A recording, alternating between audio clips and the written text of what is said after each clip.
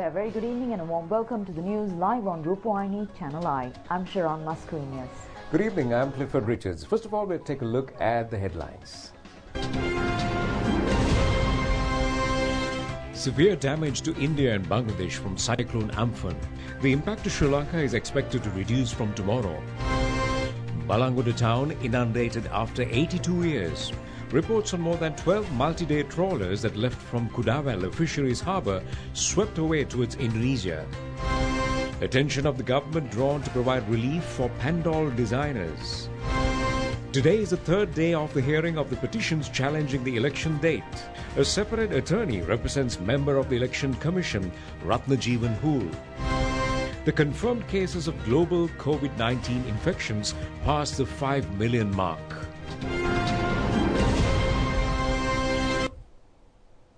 On to the stories in detail now, starting off with local news.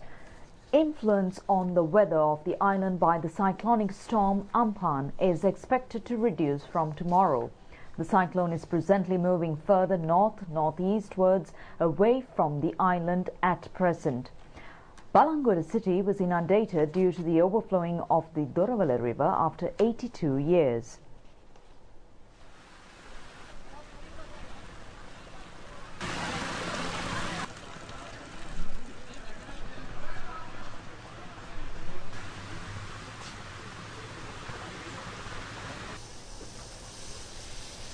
The movement on the Haddon-Colombo main road, which was hindered due to a collapse of several earth mounds, has returned to normalcy. Floodwater in several areas has continued to recede at present.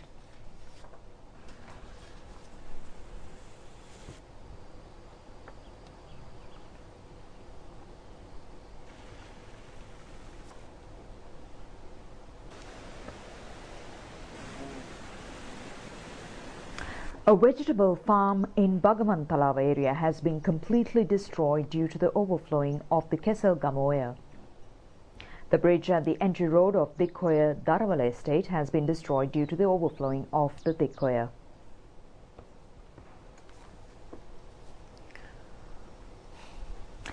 A landslide has occurred in a part of the road allocated to exit from Muskelia town.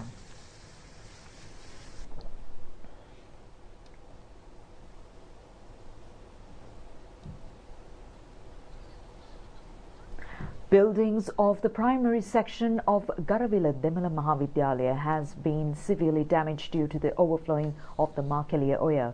Meanwhile, the Disaster Management Centre said that 102 members belonging to 30 families in the area have been affected from the overflowing of the river. Several areas, including the surrounding areas including Tavalama, Himiduma and in Udugama Nelua main road, have been inundated due to the overflowing of the Ging River.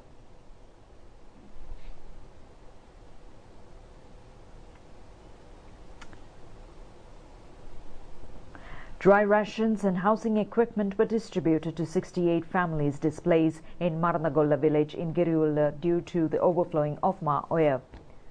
12 multi-day trawlers which had left from Tangala Fisheries Harbour have been swept away towards Indonesia due to the prevailing cyclonic condition. The stranded fishermen had informed the owners of the trawlers that they have encountered a fuel shortage via radio messages. The trawlers consist of more than 50 fishermen.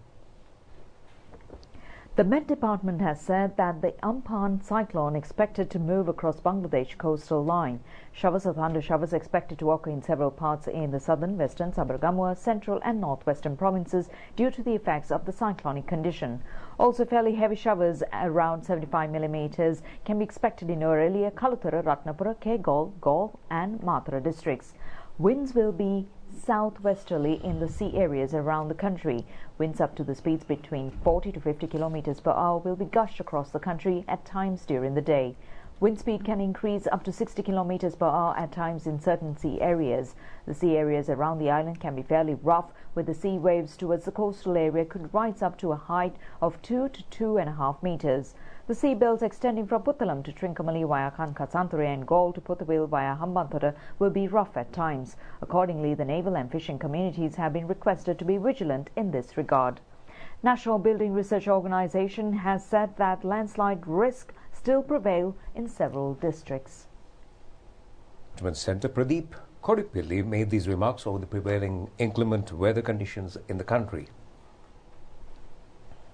As per the meteorological department, still the cyclonic situation is moving away from the country, and the fishermen and the naval communities that they have been thoroughly advised not to venture the areas of around the country. All the coastal areas could be having a lot of strong winds around the particular areas, and wind speed can increase up to 60 kilometers per an hour.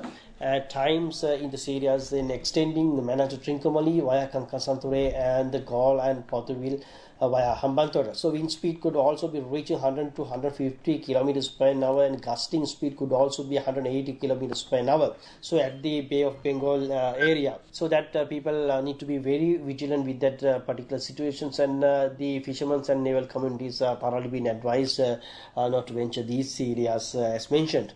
So still the Met Department is expecting more rain, but today we have no any strong the heavy rain occurred in the country, and the water level of the Kaluganga and the Ginganga and Nilwala Ganga is receding, and the most of the inundated area that the water levels are rapidly decreasing. So the affected communities, especially the evacuated communities, have been treated with all the relief things via the National Disaster Relief Services Center, especially the disaster management units and all the government officials coping with that situation, and under the supervision of district secretaries and the division secretaries and all the government stakeholders.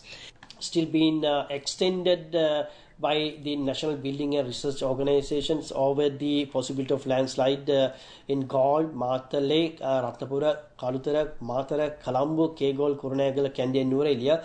Red warning still being valid in the Ratnapura district, especially for the Ayagama, Ratnapura, Alapata, Kalawan and Kiriel.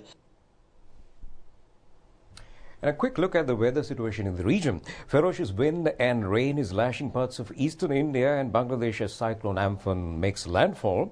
The storm was the first supercyclone in the Bay of Bengal since the one in 1999, and that one killed thousands of people, but its wind have seen weakened lightly to an extremely severe cyclonic storm. Millions of people were evacuated in anticipation of the storm, which originated in the Bay of Bengal. The storm is forecast to cause deadly storm surges, severe flooding and mudslides. COVID-19 and social distancing measures have made mass evacuations more difficult for authorities. The eye of the storm entered the land around 6:30 p.m. local time. The wind speeds of 150 to 160 kilometers per hour and gusts of up to 175 kilometers per hour. According to Indian Met Department's glossary, an extremely severe cyclonic storm is considered when the wind speed is between 167 to 221 kilometers per hour, and the supercyclone is considered when wind speed is more than 222 kilometers per hour.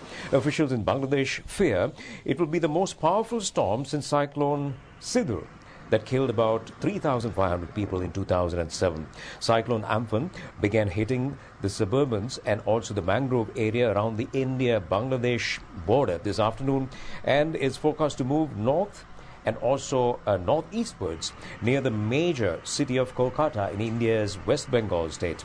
Amphan is expected to move to further into the areas of Bangladesh tomorrow and later to Bhutan as well.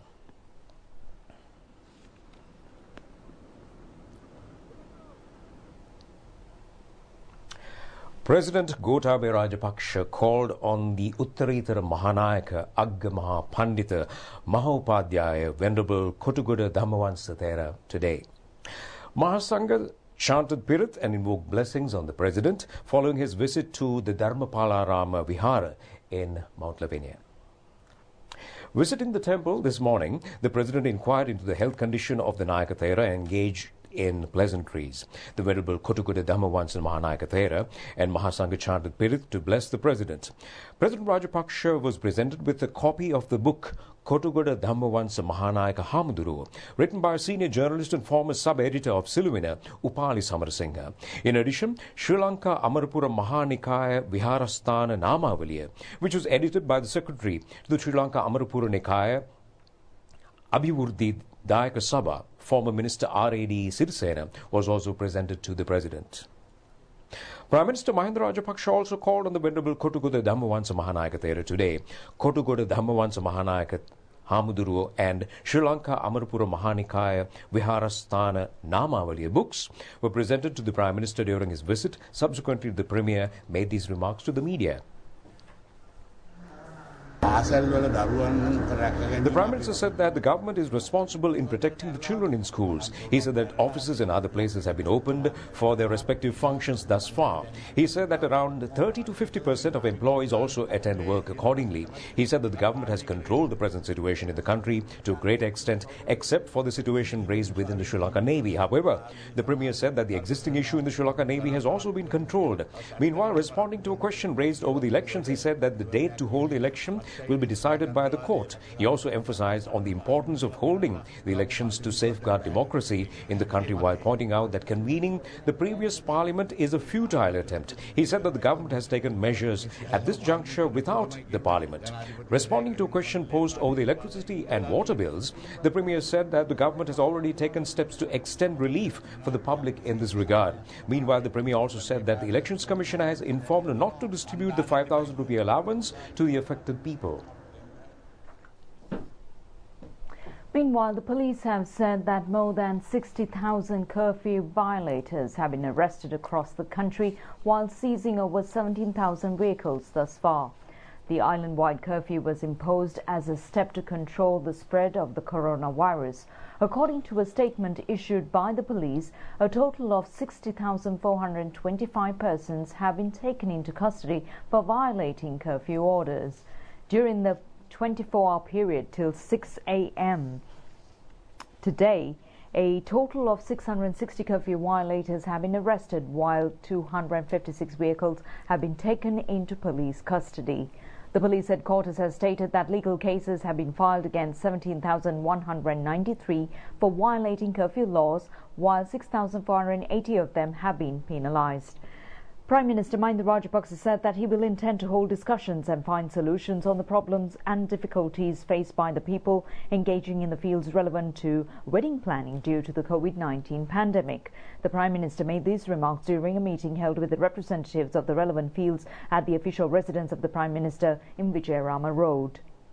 The representative said that the income-earning avenues of over 400,000 persons engaged in wedding planning fields have been hindered due to the prevailing situation.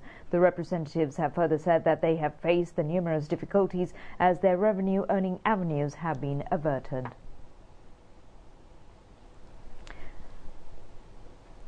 The Prime Minister praised those who engaged in wedding planning fields for refraining from carrying out their professional activities in support of the measures undertaken by the government to prevent the spread of the COVID-19 in the country. The Prime Minister further said that the country should be reopened gradually by controlling the spread of the virus while adhering to health guidelines.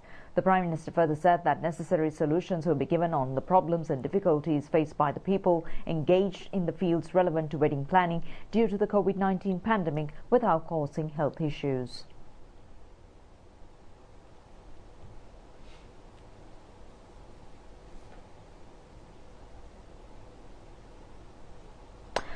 Minister Prasanna Ranatunga requested health authorities to provide necessary guidelines if a possibility prevails to reopen hotels and restaurants which were closed due to COVID-19 pandemic by next week. During a meeting held between the minister and the representatives in the hospitality industry, they have agreed to maintain hotels and restaurants adhering to health guidelines upon reopening of hotels and restaurants. A total of 584 COVID-19 infected patients have left hospitals after completely recovering from the disease. Another 434 active cases of COVID-19 infected patients are currently receiving treatments in hospitals. According to a report issued by the Epidemiology Unit, 15 coronavirus patients have recovered from the disease in the past 24-hour period. Meanwhile, 35 new patients were identified yesterday. The Director General of the Health Services, Dr. Anil Jayasinghe, said that all identified patients were members of the Sri Lanka Navy. The continuous process to obtain biosamples from various locations in Colombo Municipal Council area to detect COVID-19 patients was conducted today. Biosamples from 120 patients or other persons were taken randomly at the Manning Park in Colombo for PCR testing. Meanwhile, a group of 45 persons have left the quarantine centres maintained by Sri Lanka Navy yesterday after completing the quarantine process successfully.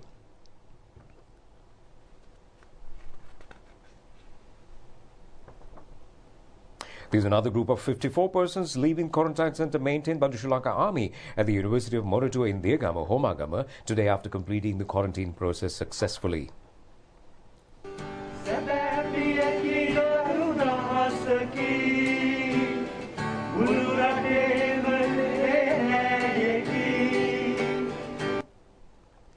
Meanwhile, 466 Sri Lankan nationals who had travelled to Kuwait through illegal means in search of employment opportunities were repatriated to the country in 2 flights belonging to Kuwait Airlines. The first group consisted of 287 persons, while the second group consisted of 179 persons. They were repatriated to the country utilising the common amnesty period declared by the government of Kuwait. They were directed to the quarantine centres upon arrival in the island. Meanwhile, the global COVID-19 cases have passed the 5 million mark today, with over 100,000 infections recorded in the past 24 hours worldwide. A total of more than 325,000 global death toll have occurred due to the disease, while over 1.9 million recoveries have recorded worldwide. Meanwhile, the president of the World Bank has warned that up to 60 million people will be pushed into extreme poverty with the widespread of the coronavirus. The coronavirus, known as COVID-19, has affected over 213 countries and territories around the world and 2 international conveyances. President of the World Bank, David Malpass, said that the bank expects global economic growth to shrink by 5% this year as nations deal with the pandemic. This has already led to millions losing their jobs and businesses failing, with poorer countries feeling the brunt. He said that the World Bank estimates have indicated that up to 60 million people will be pushed into extreme poverty, erasing all the progress made in poverty alleviation in the past 3 years. The World Bank defines extreme poverty as a living on less than $1.9 per person per day. Also, the relatively low number of the confirmed cases in Africa has raised hopes that African countries may be spared the worst of the pandemic, as United Nations Secretary-General Antonio Guterres said, while praising the continent for responding swiftly to the pandemic. UN Chief Guterres have warned that millions of people in Africa could be pushed into extreme poverty due to the pandemic. Meanwhile, the USA has recorded 1,528,661 confirmed cases, 91,930 deaths, and in Russia, 8,764 new cases, its lowest daily rise since May 2nd, taking a total number of documented infections to 308,705. 135 people have died in the past 24 hours, taking the death toll from the virus to 2,972. Brazil's death toll from the new coronavirus reached a record of 1,179 yesterday, and the highest daily toll in the country. India recorded 5,611 new coronavirus cases today, its biggest one-day jump since the pandemic started. Daily number of cases have been climbing steadily all month and surged this past weekend with 10,000 new cases within 2 days. Meanwhile, carbon dioxide emissions have declined during the COVID-19 pandemic. An international study of the global carbon emissions found that daily emissions declined 17% between January and early April. The Director General of the WHO says his organization will continue to lead the global fight against coronavirus pandemic, which he says threatens to tear the fabric of international cooperation. The Director General of the World Health Organization says it will continue to lead the global fight against the coronavirus pandemic at its 2-day annual ministerial assembly on Tuesday. Tedros Adhanom Ghebreyesus says he welcomed a European Union resolution which calls for an independent evaluation of the international response. We want accountability more than anyone. His sentiments were echoed by European Commission President Ursula von der Leyen, who was also addressing the virtual meeting. Now is the time to act. We need to fight and defeat coronavirus in all continents. We need tests, medicines and a vaccine, and we need them to be affordable for all. The WHO declined to comment on US President Donald Trump's threat to quit the organisation, saying only that it had received a letter from Trump and was considering its contents. Vesak and Poson celebrations were cancelled due to Easter Sunday attacks in 2019 and COVID-19 pandemic this year. Accordingly, the attention of the government was drawn to extend relief assistance for creative designers of pandals erected during these religious festive activities. Therefore, a meeting was held on this regard with the participation of the head of the Presidential Task Force for the Economic Revival and Poverty Eradication, Bassir Rajapaksa, at Temple Trees yesterday. During the meeting, the Pandal Designers Forum requested the government to reserve a specific date and a permit under the state sponsorship to exhibit their creations to the public following the decline of the coronavirus pandemic in the country. The forum also made a request to provide a debt moratorium for the bank loans obtained by the Pandal designers, as many Pandal designs have been created with loans obtained from the banks. Within the government decision to restrict the imports only to essential commodities, head of the Presidential Task Force Economic Revival and Poverty Eradication, Bassir Rajapaksa, requested the Pandal designers to utilize local raw material for their designs due to the difficulties in importing necessary materials from abroad. He also informed the Pandal Designers Forum that necessary measures will be taken to extend relief on bank loans on Pandal designers affected from the prevailing situation in the country. Head of the Presidential Task for the Economic Revival and Poverty Eradication, Bassir Rajapaksa, also informed the designers that necessary steps will be taken to exhibit the pandals following the decline of the coronavirus pandemic in the country.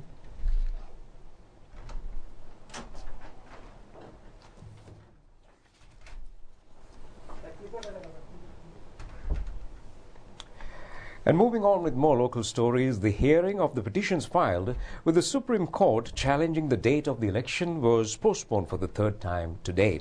And accordingly, the petitions will be considered tomorrow as well. The Elections Commission informed the court that there are no possibilities in conducting the election on the 20th of June under the present circumstances in the country.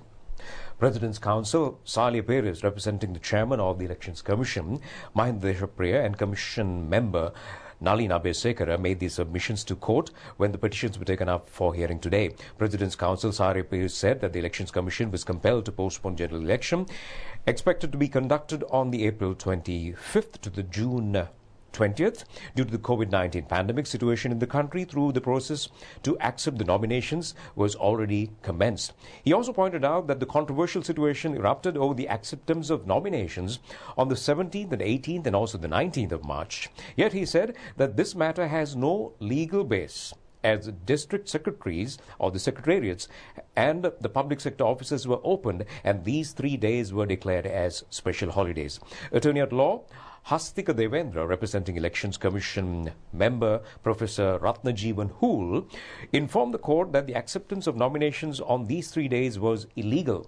Raising objections, Additional Solicitor General Indika Devamuni De Silva, representing the Attorney General, said that it is unacceptable for a member of the Election Commission to criticize a decision reached unanimously by the Elections Commission and also present submissions on this regard. Accordingly, the President's Counsel Vijaydas Rajapaksa, representing the Secretary of the Sri Lanka Podujana Peramuna, Sagara Karyavasam, said that the arguments presented by the petitioners challenging that the election should be carried out within 3 months upon dissolving the parliament is baseless. He said that the majority of the petitioners have already submitted nominations to contest for the upcoming election, which implies that they have accepted the gazette issued to dissolve the parliament by the president is legal. Accordingly, President's Counsel Vijaydas Rajapaksa requested the court to reject the petitions filed in this regard. Considering the submissions, the court decided to postpone the hearing till tomorrow and further consideration of the petitions. Well, that's news at home. We take a short break and we'll be back with international stories. And with that, it's time to end the news. Do enjoy the rest of the programs. Take care and good night.